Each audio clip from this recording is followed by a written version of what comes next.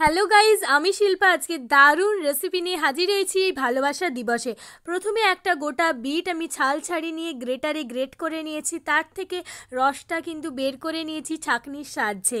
তোমরা দেখতেই পাচ্ছ ছাঁকনি ব্যবহার করবে, না হলে কিন্তু গ্রেটারে যে গ্রেট করে রেখেছিলাম বিটটা সেই রসের মধ্যে চলে আসতে পারে, তাই জন্য। তারপর কিছুটা পরিমাণ ময়দা, আটা, স্বাদ মতো নুন আর সামান্য ময়ন হিসেবে সাদা তেল ব্যবহার করে ভালো করে কিন্তু আটা, ময়দা আর ময়নটা ভালো করে মিশিয়ে নিয়েছি। তারপর বিটের রসটা দিয়ে কিন্তু ভালো করে লুচির ডোটা মেখে নেব। দেখো কি সুন্দর লাল লাল কালার হয়ে আসছে না? অবশ্যই লালই তো আমাদের ভালোবাসার প্রতীক। চলো খুব ভালো করে এই ডোটা মেখে আমরা ছোট ছোট লেচির আকারে কেটে নিই।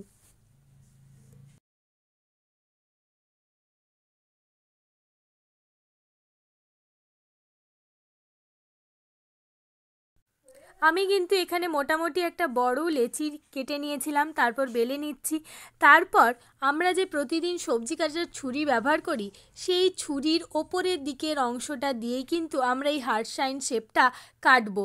তোমরা চাইলে কিন্তু কুকি কাটারেও কাটতে পারো, কিন্তু আমার কাছে এটা সহজ পদ্ধতি মনে হয়েছে, তাই আমি এরকমভাবেই প্রত্যেকটা লুচি হার্ট সাইনে কেটে নিয়েছি।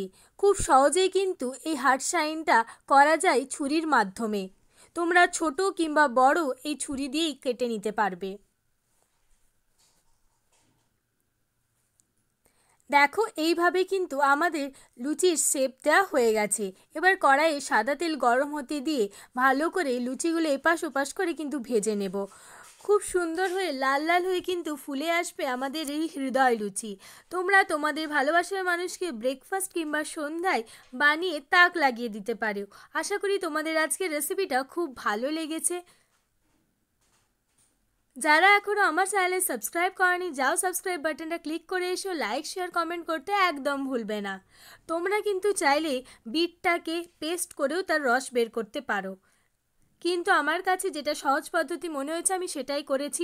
তোমরা চাইলে এরকমভাবে খুব সহজেই বানিয়ে নিতে পারো। দেখা হচ্ছে পরের এপিসোডে। টাটা।